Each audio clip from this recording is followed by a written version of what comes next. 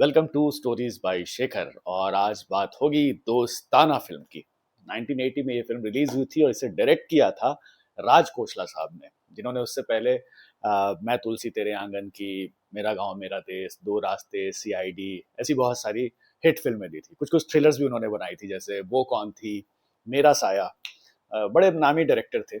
और इस फिल्म को जैसा मैंने बताया कि राज खोसला ने तो डायरेक्ट किया ही था, इसे प्रोड्यूस किया था यश जौहर ने। कौन है यश जौहर? करण जौहर के फादर। उन्होंने बहुत डिटेल में इस फिल्म की कहानी अपने बुक में भी लिखी है, करण जौहर ने अनसुटेबल बॉय में। और राज खोसला की भी एक बायोग्राफी है जिसे लिखा है अम्बरीश रॉय चौधरी ने। इसमें भी आपको काफी बारीकी डिटेल्स मिल जाएंगे दोस्ताना के। इसके अलावा अगर आपको सलीम जावेद के पॉइंट ऑफ व्यू से अगर दोस्ताना को समझना है तो आपको ये बुक पढ़ना पड़ेगा, रिटन बाय सलीम जावेद। तो इस फिल्म की मेकिंग से जुड़ी कुछ बातें मैं आज आपको बताता हूँ।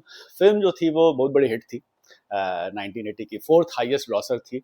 और ये इस फिल्म में अमिताभ बच्चन थे, शत्रुघ्न सिन्हा थे और जीनत अमान थी। लेकिन ये फिल्म बनी कैसे, कैसे इसका आइडिया आया और क्यों यश जौहर को ये फिल्म बनाना पड़ा? क्योंकि इससे पहले आपको पता, आप जिसे नहीं पता होगा मैं बता देता हूँ कि यश जौहर ने as a production controller career start किया था। बहुत सारी नवकेतन फिल्म, जो देवानंद की जो प्रोडक्शन हाउस थी नवकेतन फिल्म्स, उससे यश जौहर जुड़े हुए थे। और उसमें अगर आप गाइड वाइड देखोगे तो उसमें प्रोडक्शन कंट्रोलर में उनका नाम आएगा, प्रोडक्शन कंट्रोलर यश जौहर। तो क्या हुआ था कि सिक्सटीज, लेट सिक्सटीज में गाइड के बाद, गाइड और ज्वेल थीफ के बाद यश जौहर को कुछ हॉलीवुड के प्रोजेक्ट्स मिल गए थे। उनके लिए प्रोडक्शन मैनेजमेंट का इनको काम मिला था। अब ये नवकेतन फिल्म से जुड़े हुए थे, तो देवानंद के कहने पे ही इन्होंने देवानंद ने सजेस्ट किया कि फॉरेन फिल्मों के ऑफर मिलना बहुत मुश्किल होता है, अगर तुम्हें ये ऑफर मिल रहा है तो तुम जरूर जाओ, नवकेतन फिल्म छोड़ करके तुम्हारे करियर के लिए अच्छा रहेगा। तो यश जौहर चले गए वहां पे, कुछ हॉलीवुड के कुछ प्रोजेक्ट्स में काम भी किया। लेकिन जब वापस आए तो इन्हें लगा कि मैं तो नवकेतन फिल्म्स दोबारा से ज्वाइन कर लूंगा। लेकिन जब ये आए तो देखा कि नवकेतन फिल्म में ऑलरेडी इनकी जगह पे किसी को हायर कर लिया गया है। ऑब्वियसली, क्योंकि अब यश जौहर है नहीं तो कोई तो काम करेगा ना नवकेतन फिल्म्स में। तो नवकेतन फिल्म्स में इनकी पोजीशन जो है वो फुल हो गई थी। तो अब ये काम क्या करें, क्योंकि खाली तो कोई बैठ नहीं सकता। तो किसी ने सजेस्ट किया कि चूंकि आपको अब इतना एक्सपीरियंस हो चुका है फिल्म मेकिंग का, आप नवकेतन फिल्म से इतने साल से जुड़े हुए हो, तो आप अपनी कंपनी क्यों नहीं स्टार्ट कर रहे? तो लोगों के, अपने फ्रेंड्स के सजेशन पे इन्होंने अपनी कंपनी स्टार्ट की, जिसे आज हम धर्मा फिल्म्स के नाम से जानते हैं। जो आज के डेट में सबसे बड़ा जो बैनर है बॉलीवुड में, धर्मा फिल्म्स, जिसकी पूरी रेख देख जो है वो करण जौहर करते हैं। तो इसे, धर्मा फिल्म्स को यश जौहर ने मिड 70s में स्टार्ट किया। तो पहली फिल्म क्या बनाई जाए? अ, अब बड़ी बैनर तो अनाउंस कर दिया है, लेकिन एक अच्छी फिल्म भी होनी चाहिए। कंपनी अगर चलानी है तो कंपनी के प्रोडक्ट भी अच्छे होने चाहिए। तो उस समय सफलता की गारंटी कौन थे? एक तो राइटर्स में आपके सलीम जावेद थे, जो कि अगर आपको उनकी कहानी मिल जाती है तो डिस्ट्रीब्यूटर हाथों हाथ आपकी फिल्म खरीद लेते थे। और दूसरा, उस वक्त जो सबसे बड़े स्टार थे अमिताभ बच्चन, तो यश जौहर की दोस्ती थी इन सब से। ये सलीम जावेद, अमिताभ बच्चन, शत्रुघ्न सिन्हा, इन सबको वो जानते थे। शत्रुघ्न सिन्हा वगैरह के लोग के साथ तो पहले काम भी किया हुआ था। तो यश जौहर ने सबको अप्रोच किया। कई बार रात में पार्टीज होती थी सलीम जावेद के घर पे। तो यश जौहर ने बोला कि भाई, मैं अपना अब मैंने अपनी कंपनी स्टार्ट की है, अब मैं चाह रहा हूँ कि अब मैं फिल्म मेकिंग में प्रॉपर तरीके से घुस जाऊँ। अब I am no more the production controller of Navketan films. तो मुझे अपनी कंपनी स्टैब्लिश करनी है, तो मुझे कुछ अच्छी कहानियां दीजिए। तो सलीम जावेद ने बोला कि ठीक है। और उस वक्त सलीम जावेद जो थे वो बहुत ज्यादा चार्ज भी करते थे। कहा जाता है कि हीरो से ज्यादा पैसे उन्हें मिलते थे। अब पहले मिले कि नहीं मिले ये नहीं पता, लेकिन इस फिल्म के लिए जरूर मिले। क्योंकि इस फिल्म में जो हीरो थे आपके अमिताभ बच्चन, उनको मिले थे 12 लाख रुपए। और सलीम जावेद ने इस फिल्म के लिए चार्ज किए थे 12.5 लाख रुपए, 50,000 ज्यादा। तो जब ये साइन हुआ तो सलीम जावेद ने एक उनके पुराने दोस्त कह लीजिए या गुरु कह लीजिए, उनसे किसी जमाने में कहा था सलीम खान ने कि एक दौर आएगा इंडस्ट्री में जब हम राइटर्स को भी वो इज्जत मिलेगी और हमें हीरो से ज्यादा पैसे मिलेंगे। तो जिस दिन ये अग्रीमेंट साइन हुआ इन लोगों के बीच में, तो उनके जो गुरु मेंटर थे अबरार अलवी, उनको सलीम खान ने फोन किया और बताया कि देखिए आज वो दिन आ गया। तो ये डॉक्यूमेंटेड है। अब पहले मिला है कि नहीं मुझे नहीं पता, लेकिन इस फिल्म के बाद उन्होंने, सलीम खान ने बताया कि हमने कॉल किया अबरार अलवी को और बोला कि देखिए आज हीरो से ज्यादा पैसे हम चार्ज करते हैं। तो अमिताभ बच्चन को उस फिल्म के लिए 12 लाख मिले थे। और इन लोगों को मिले 12.5 लाख रुपए। अब कास्टिंग कैसे हुई? अमिताभ को तो इन लोगों ने सोच रखा था कि हमें अपनी फिल्म में लेना है, उस वक्त के सबसे बड़े स्टार वही थे। और जो दूसरा जो सेकंड लीड था वो प्ले करने वाले थे विनोद खन्ना। लेकिन क्या हुआ कि मैं तुलसी तेरे आंगन में हिट हुई थी, राज खोसला की फिल्म थी, वो हिट हुई थी। उसके बाद फिर हुआ कि डायरेक्शन की जिम्मेदारी राज खोसला को दी गई। राज खोसला मैं तुलसी तेरे आंगन की बनाया था उन्होंने। और उस वक्त क्या था कि उन्होंने सोचा था कि मैं फिल्मों से ब्रेक ले लूंगा, मैं अब फिल्म ज्यादा करूंगा नहीं। उन्हें बहुत ऑफर्स मिलते थे, लेकिन बहुत सारे प्रोड्यूसर उनको बोलते थे कि आप हमारी फिल्म डायरेक्ट कर लीजिए, लेकिन राज खोसला थोड़ा उन्होंने वो सबैटिकल टाइप में जाने के मूड में थे, तो वो कोई फिल्म साइन नहीं कर रहे थे।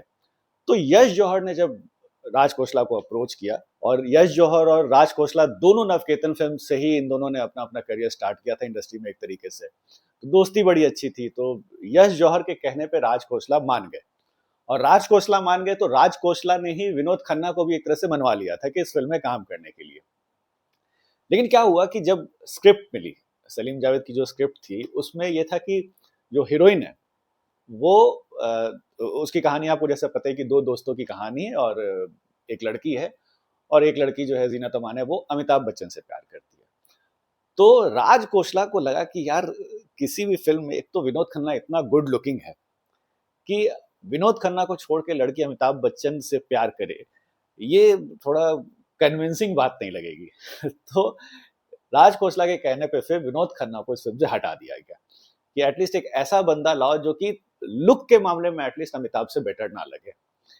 ऐसा इंसिडेंट मुकद्दर का सिकंदर के टाइम पे भी हुआ था। ऐसा कहा जाता है कि मुकद्दर का सिकंदर में जो विशाल का जो रोल था वो शत्रुघ्न सिन्हा करने वाले थे, लेकिन राखी के कहने पे कि मैं अमिताभ बच्चन जैसे हीरो को छोड़ के अगर किसी दूसरे से प्यार करूं तो वो आदमी अमिताभ से गुड लुकिंग होना चाहिए।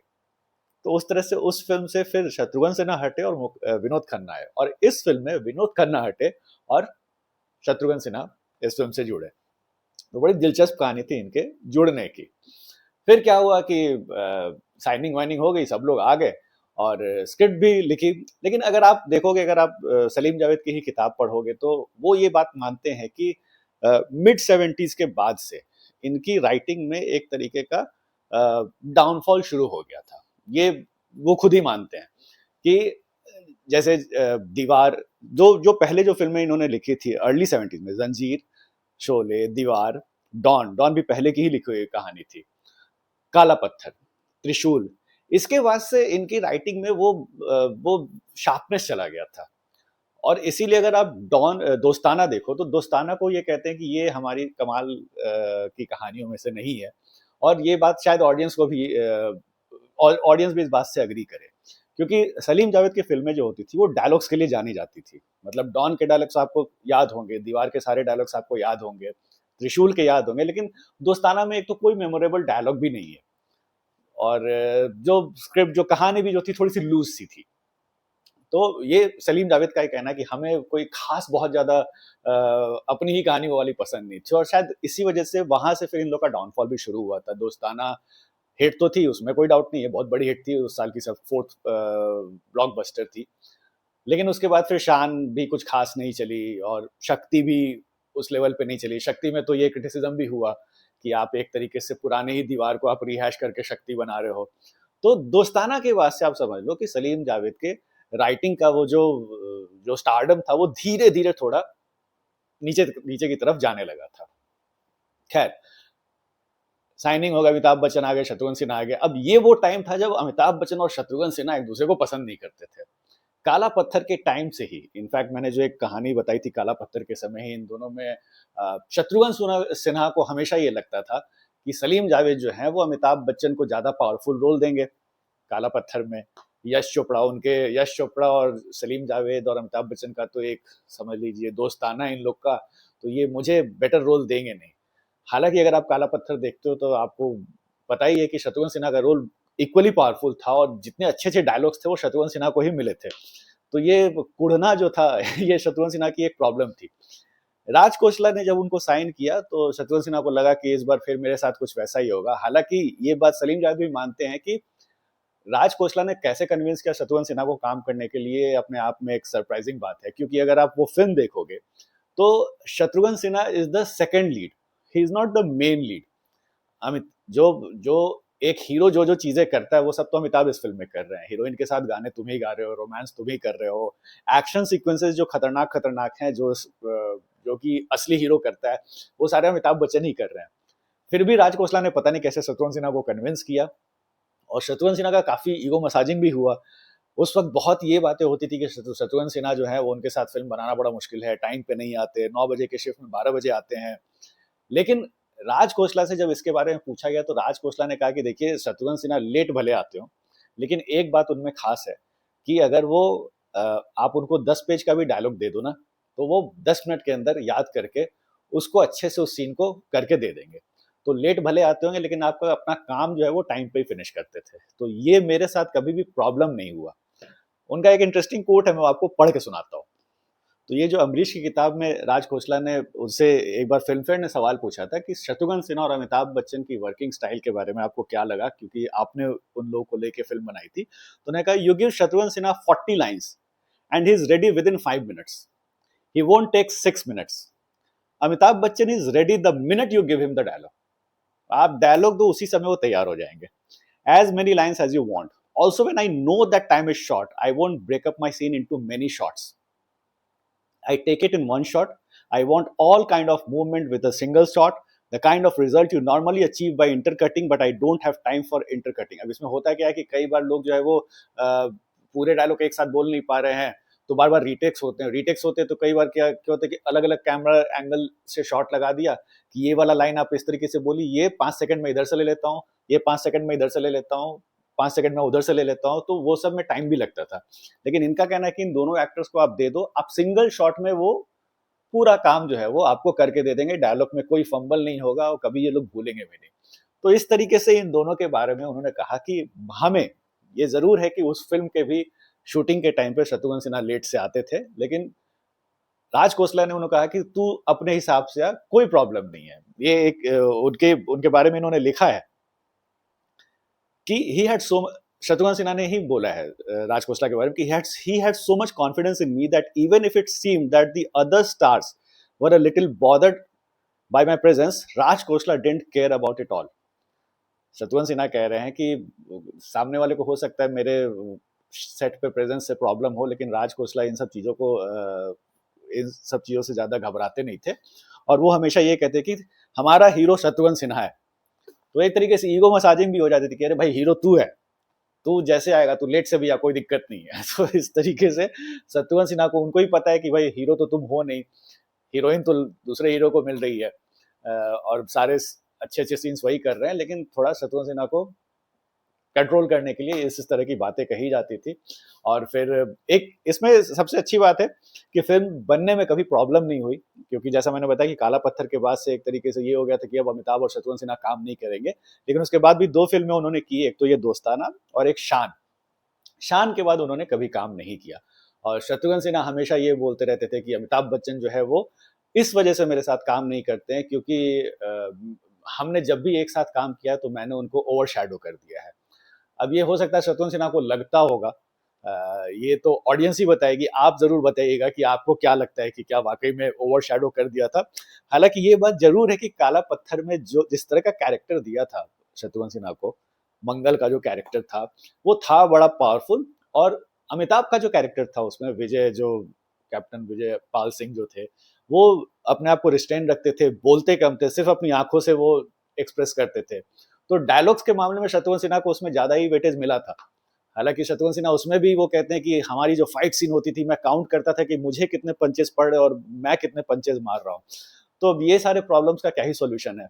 यश चोपड़ा और सलीम जावेद ने भी हमेशा इस बात को डिनाई किया कि शत्रुघ्न सिन्हा को हमेशा लगता जरूर था कि हम लोग अमिताभ के रोल को ज्यादा इंपॉर्टेंस दे रहे हैं, लेकिन ऐसा कुछ था नहीं, ना तो स्क्रिप्ट में भी। और जब फिल्म भी जब ऑडियंस ने देखी काला पत्थर, तो शत्रुघ्न सिन्हा को लोगों ने ज्यादा ही पसंद किया। अमिताभ बच्चन अच्छे एक्टर थे, उसमें कोई डाउट नहीं है, लेकिन एक होता है ना कि मसाला जो था वो शत्रुघ्न सिन्हा से ही मिला था काला पत्थर में। लेकिन फिर भी शत्रुघ्न सिन्हा को हमेशा से कुछ ना कुछ अमिताभ बच्चन से प्रॉब्लम रही है।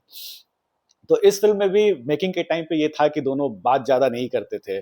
सेट पे थोड़ा-सा माहौल गरम होता था, लेकिन प्रोफ़ेशनली दोनों ने कभी भी सेट पे कोई तमाशा नहीं किया और फ़िल्म जो है वो ठीक से कंप्लीट हो गई। ज़ीनत अमान का रोल काफ़ी इंटरेस्टिंग था और इसमें क्या है कि ये जो फ़िल्म की जो कहानी है, सलीम जावेद नॉर्मली अपनी फ़िल्मों में रोमांस पे ज़्यादा फ़ोकस करते नहीं हैं। उनका जो ज़्यादा फ़ोकस रहता है वो एक्शन सीक्वेंसेस, डायलॉग बाज़ी ये सब चीज़ों पे। लेकिन इसमें था कि इसमें आपको हीरो को जो है वो थोड़ा रोमांटिक भी दिखाना है, इसीलिए ये जो बहुत सारे सीन जो हैं अमिताभ और जीनत अमान के बड़े इंटरेस्टिंग से। तो एक तरीके का चैलेंज भी था इस फिल्म में सलीम जावेद के लिए कि मैं ऐसा ऐसी स्क्रिप्ट लिखूं और इस बार मुझे रोमांस पे भी फोकस करना है। तो काफी बेहतरीन तरीके से ही किया था, लेकिन अनफॉर्चुनेटली जैसे मैंने कहा ना कि इस फिल्म में बहुत यादगार डायलॉग्स वायलॉग्स नहीं है। गाने इस फिल्म के काफी अच्छे थे और लक्ष्मीकांत प्यारेलाल ने म्यूजिक दिया था। एक तो जो सलामत रहे दोस्ताना हमारा, वो तो फ्रेंडशिप डे का आइकन बन गया है। और भी जो वो गाना था, मेरे दोस्त किस्सा ये क्या हो गया, वो मोहम्मद रफ़ी का गाया हुआ गाना था। और उसमें भी ये था कि शत्रुघ्न सिन्हा, उस गाने में आप देखो तो अमिताभ और शत्रुघ्न सिन्हा दोनों हैं, लेकिन शत्रुघ्न सिन्हा बार-बार उस गाने में दिखते ज़रूर हैं, लेकिन जब शूट हुआ था तो वहाँ पे शत्रुघ्न सिन्हा उस टाइम नहीं मौजूद थे जब अमिताभ बच्चन थे। तो दोनों के शॉट्स अलग-अलग लिए हुए हैं। सारा आधा पूरा जो गाना है वो अमिताभ का सीन लेने के बाद फिर जब अमिताभ चले गए, तब शत्रुघ्न सिन्हा आए और उनके सिर्फ क्लोजअप शॉट्स ले करके उस गाने को समहाउ कंप्लीट किया गया था। एक जो गाना था वो गाना किशोर कुमार ने जो गाया था, बड़ी खूब बहुत खूबसूरत जवां एक लड़की सड़क पर अकेली चली जा रही थी, तो वो जो गाना था बड़ा मजेदार सा। लेकिन ये बात राज खोसला मानते हैं कि आज के भी डेट में, राज खोसला नहीं मतलब ये जो जिन्होंने इनकी किताब लिखी है उन्होंने कई सारे रिएक्शंस लिए और ये इस नतीजे में पहुंचे कि वो गाना जो था बड़ा अच्छा हिट भी था।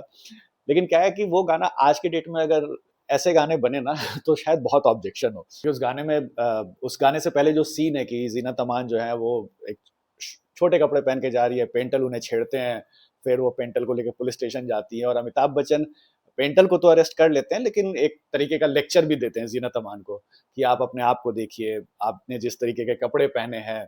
और जीनत अमान पूछती है कि क्या कमी है इन कपड़ों में, तो वो बोलते हैं कि छोटे हैं।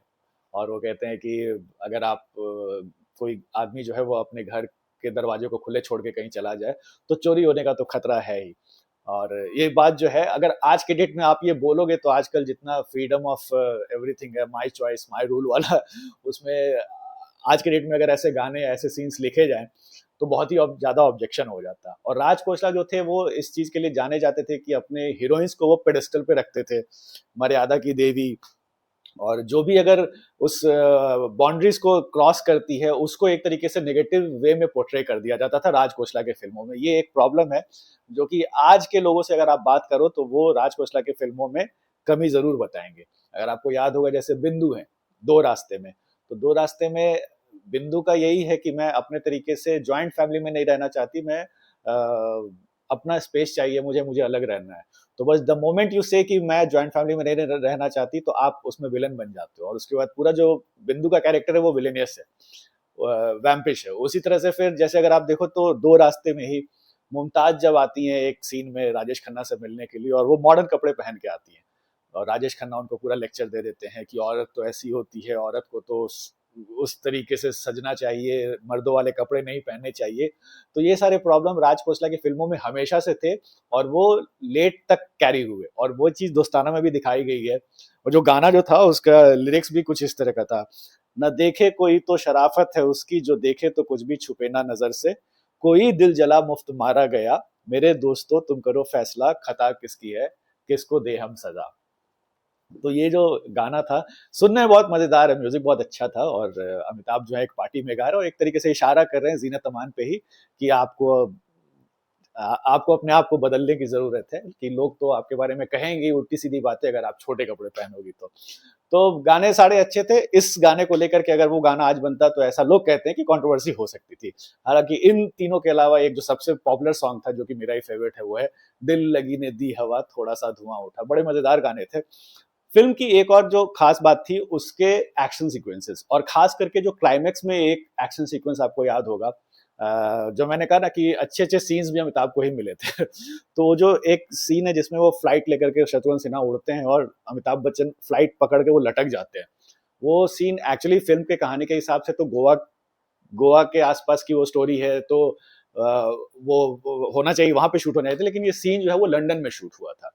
और जब प्लेन जब उड़ता है तो अमिताभ बच्चन, इसमें कोई स्टंटमैन नहीं था, पकड़ के अमिताभ बच्चन उस फ्लाइट को फिर उड़ जाते हैं। फिर कुछ देर शॉट के बाद फिर वो कट होता है और अमिताभ को बॉडी डबल रिप्लेस करते हैं, और फिर जो फाइनल जहाँ पे कूदना है तो फिर अमिताभ ने वो खुद उस एक्शन को किया था, बीच वाले सीन में वो नहीं थे।